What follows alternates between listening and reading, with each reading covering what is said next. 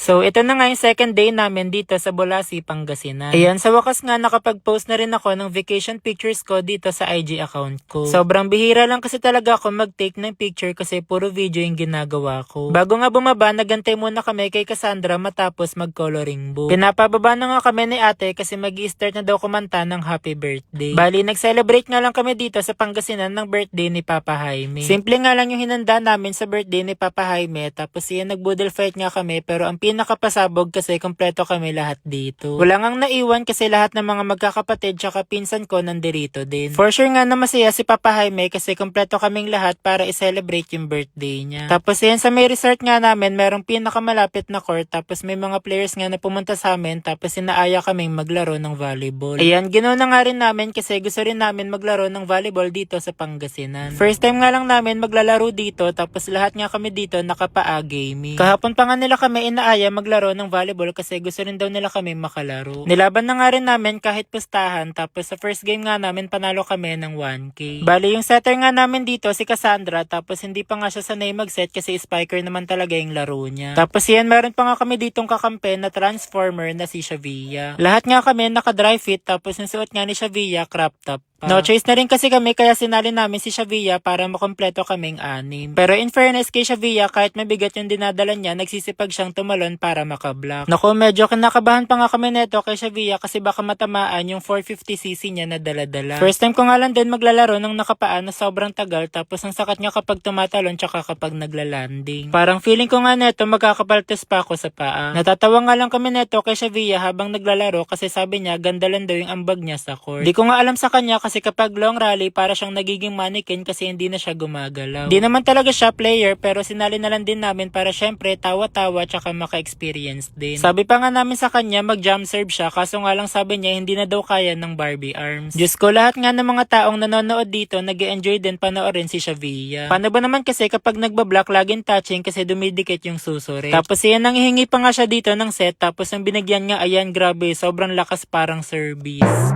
Crucial na nga yung score dito tapos sabi ko nga sa kanya wag niya nang paluin tapos mag-overhand serve na lang siya. Buti na lang talaga kahit papano marunong siyang mag-sure service. Medyo nahirapan nga rin kami takpan sa depensa si Shavia kasi sobrang babae na talaga siyang gumalaw. Kinakabahan na daw tuloy siyang paluin yung bola kasi daw baka mamaya mag-outside. Ayan grabe, drop ball na nga lang tapos natutumba pa. In fairness nga rin sa mga kalaro namin dito kasi mauhusay tapos ang sabi nga mga player daw sila ng San Fabian. Bali sa unang game nga namin panalo kami ng 1K tapos sa mga sumunod na laro natalo na kami kasi napagod na lahat. Di na nga rin kami makatalon neto ng maayos kasi lahat ng paa namin parang magkakaroon na ng paltos. Medyo nahirapan din kasi talaga kaming manalo kasi yung iba naming mga kasama dito hindi na naglalaro ng volleyball. Bali first spiker nga namin dito sa Rainier tapos ako naman second spiker.